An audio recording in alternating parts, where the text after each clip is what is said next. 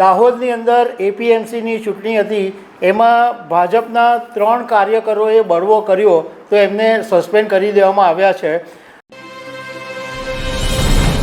ગુજરાતના પૂર્વ ભાજપ પ્રદેશ પ્રમુખ અને કેન્દ્રીય જળશક્તિ મંત્રી સી.આર. પાટીલે જ્યારે તાજેતરની અંદર જગદીશ પંચાલનો પદગ્રહણ સમારોહ હતો ત્યારે એક વાત કહેલી હતી કે મેન્ડેટ કોઈપણ ચૂંટણીની અંદર ફરજિયાત રહેશે અને મેન્ડેટનું જે પાલન નહીં કરશે એની સામે આકરા પગલાં લેવામાં આવશે।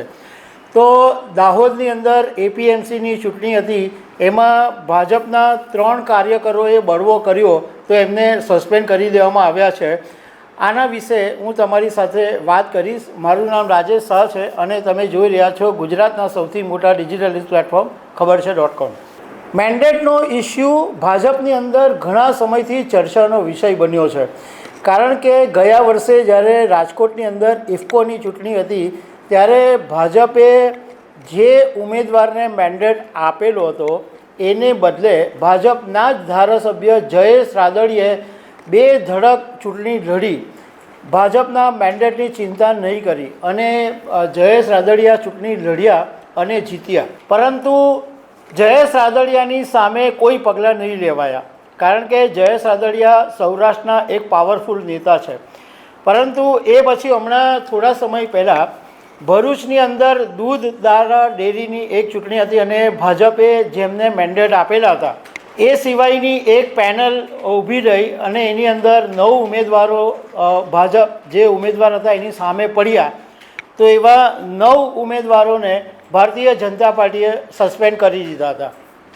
હવે હમણાં આજનો કિસ્સો છે કે દાહોદની અંદર એપીએમસીની ચૂંટણી છે, એની અંદર ભાજપના મેન્ડેટ વગર જે 3 સભ્યો દ્વારા અપક્ષમાં ચૂંટણી લડવામાં આવી, એમણે અપક્ષ તરીકે ઉમેદવારી નોંધાવી, તો એવા 3 ભાજપના કાર્યકરોને સસ્પેન્ડ કરી દેવામાં આવ્યા છે। એમાં એક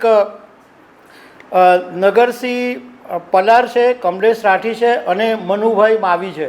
આ 3ને સસ્પેન્ડ કરી દેવામાં આવ્યા છે અને દાહોદ જિલ્લાના ભાજપ પ્રમુખ સ્નેહલ ધારિયાએ આ જે ભાજપના કાર્યકરો નેતાઓને જે નોટિસ આપી છે એની અંદર એવું લખ્યું છે કે ભાજપના અધિકૃત મેન્ડેટવાળા ઉમેદવારોની સામે અપક્ષ ઉમેદવારી કરવા માટે તથા પાર્ટીની શિસ્ત અને આદેશોનું ઉલ્લંઘન કરવા માટે આ 3 કાર્યકરોને 6 વર્ષ માટે સસ્પેન્ડ કરી દેવામાં આવ્યા છે।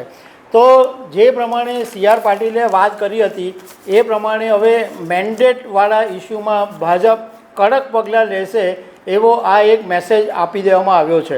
એટલે હવે કોઈપણ ચૂંટણી હોય, સહકારી હોય કે ડેરીની હોય કે કોઈપણ ચૂંટણી હોય, એની અંદર ભાજપ જેને મેન્ડેટ આપશે એને જ ઉમેદવારી કરવી પડશે। એ સિવાય જો કોઈ ભાજપની લાઈન બહાર જશે તો એમને સસ્પેન્ડ કરી દેવામાં આવશે। તો દર્શક મિત્રો, આવી અનેક વાતો સાથે અમે તમને મળતા રહીશું। Thank you very much.